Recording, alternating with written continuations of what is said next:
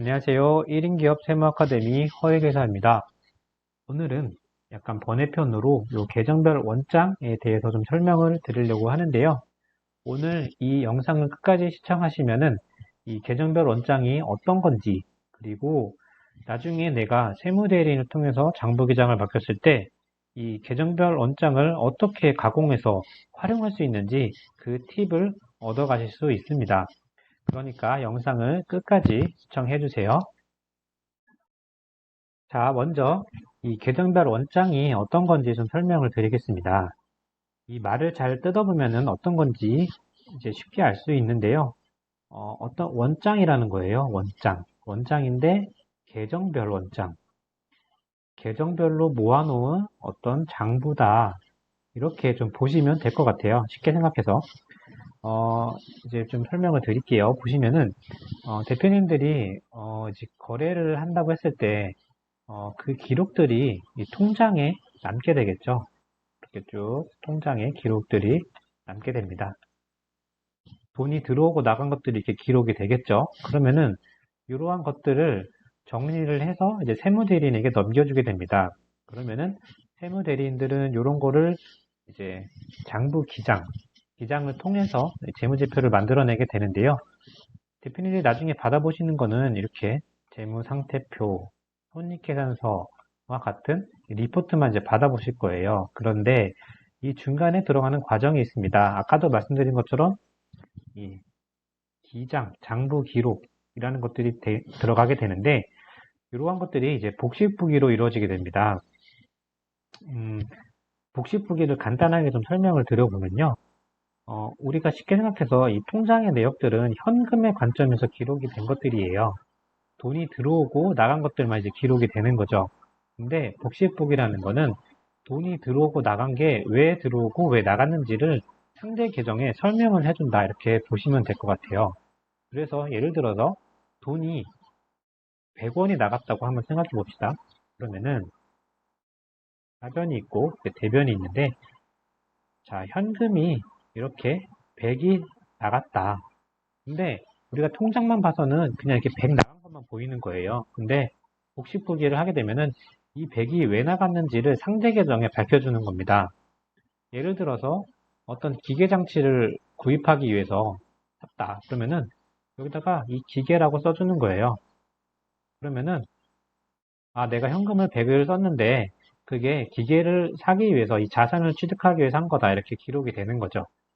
그리고 뭐 예를 들어서 현금이 또 50이 나갔다. 우리 통장에는 이 50이 나간 것만 이렇게 보이게 되는데 이 복식보기를 하게 되면은 이게 왜 나갔지? 급여를 줬구나. 급여 50을 줘서 이렇게 나갔구나. 이렇게 되는 겁니다. 그리고 만약에 현금이 500이 들어왔어요. 그러면은 차변에 현금 500 이렇게 들어오죠. 통장에서는 마찬가지로 현금 500 들어온 것밖에 안 보여요. 근데 이 복식보기를 하면서 이 현금 500이 왜 들어왔지? 아, 매출이구나. 매출 500.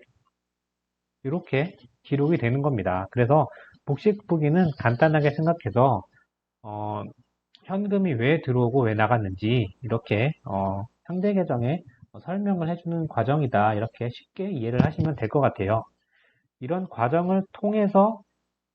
이런 과정을 통해서 결과적으로 취합돼서 이렇게 재무제표라는 것들이 탄생하게 되는 겁니다. 그런데 그러면 이 계정별 원장이라는 건 뭐냐?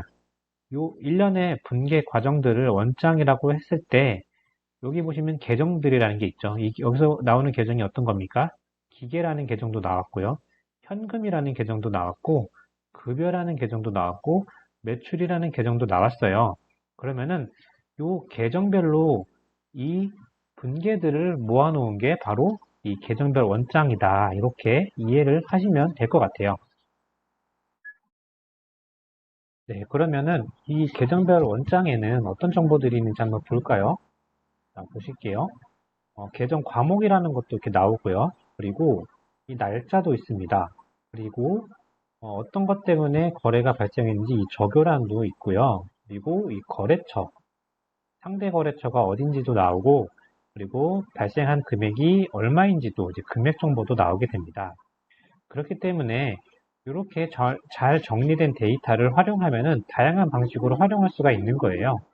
어떠한 기간에 걸쳐서 발생한 거래들이 모두 다 취합이 되어 있기 때문에 이거를 바탕으로 하면은 일자별로 매출액이 얼마인지, 그리고 거래처별로 매출액이 얼마인지, 아니면은 거래처별로 매입액이 얼마인지 등등 여러 가지 정보를 다양하게 가공해서 활용을 할 수가 있습니다.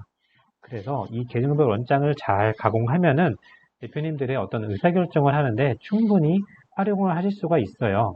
그래서 지금부터는 이 계정별 원장을 어떻게 가공하는지 그 방법을 좀 알려드리도록 하겠습니다.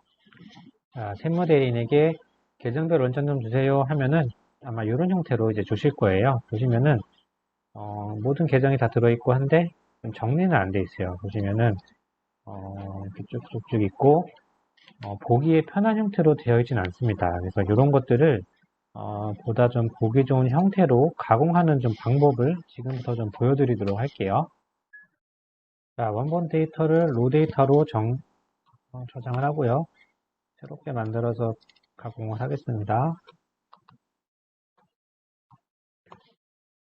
이렇게 됐고요. 지금 저희가 하고 싶은 거는 계정별로, 날짜별로 이 내용들을 보고 싶은 거예요. 근데 지금 보시면은 이 계정 과목들이 여기 다 안 붙어 있죠. 그래서 요거를 각각에 좀 붙여두도록 하겠습니다. 자, 이렇게 됐는데요. 이런 것들을 계정 과목으로 어떻게 뽑아낼까? 여기 같은 경우는 그냥 나눠주면 될 것 같아요. 이렇게 나눠서 비교로 분리된 기타에서 다음 마침. 자, 이렇게 보시면은 이 계정 과목들이 쏙 나왔죠? 이렇게 됐고요. 그리고 지금 요 계정 과목들을 다 붙여주려면은 저 같은 경우는 이렇게 하는데요. if 함수를 걸어줍니다. if 함수를 걸어서 자, 왼쪽이 비어 있으면 위에서 갖고 오고 아니면은 왼쪽에서 갖고 와라. 이렇게 걸어주고요. 자, 그러면 다 붙었죠? 자, 그러면은 계정이 바뀔 때 잘 바뀌어 있는지 한번 확인해 볼게요. 자, 보통예금에서 다음으로 넘어갈 때 보통예금에서 미수금 넘어갈 때 자, 확인해 보겠습니다.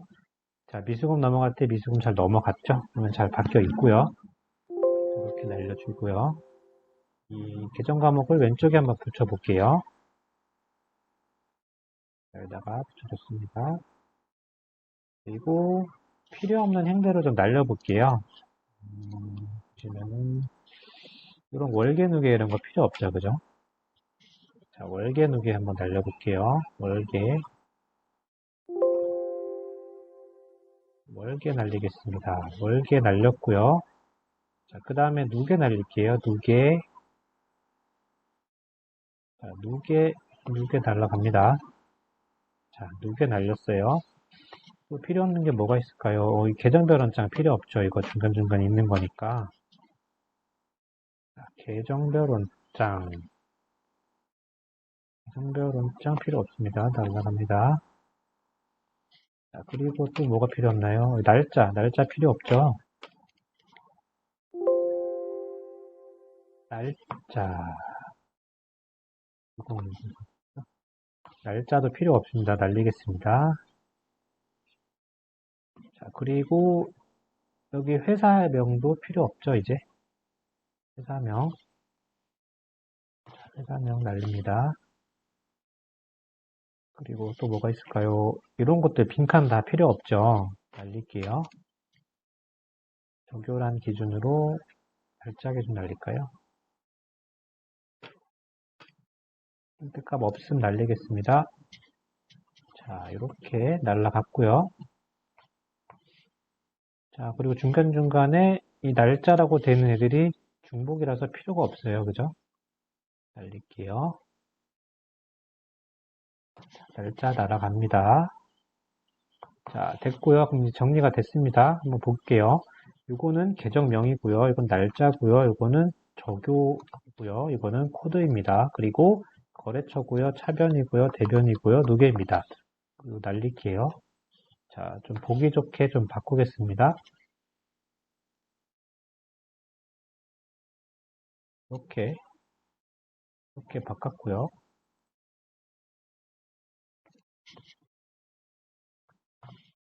이렇게 됐고요. 맑은 곳이 저는 보기 편하더라고요. 네, 이렇게 정리가 되었습니다. 그러면은 이제 차변, 대변 합계 맞는지는 봐야죠.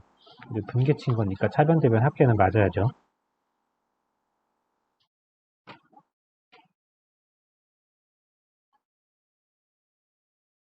차변, 대변 합계 맞습니다. 그리고 저 같은 경우는 이 계정별로 쪼개서 볼 때 서브토탈을 활용하거든요.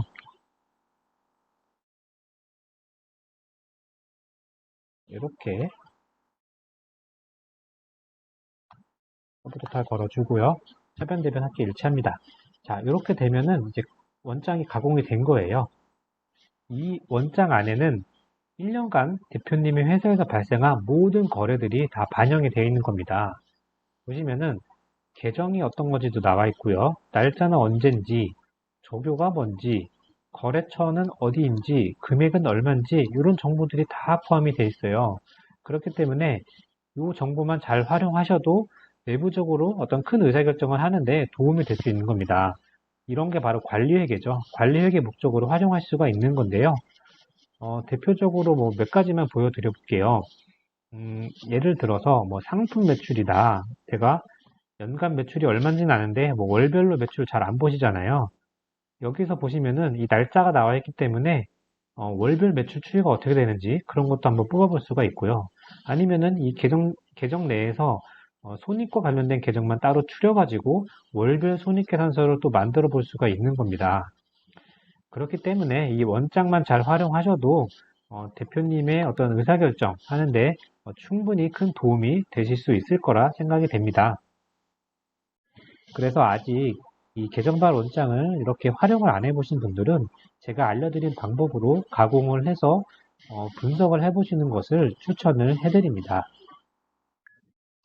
네, 이렇게 해서 이번 시간에는 계정별 원장이 어떤 건지 그리고 그것을 어떻게 가공해서 활용할 수 있는지 그 방법에 대해서 간략하게 좀 설명을 드려봤습니다. 지금까지 시청해주셔서 감사드리고요. 다음에 더 유익한 영상으로 찾아뵙도록 하겠습니다.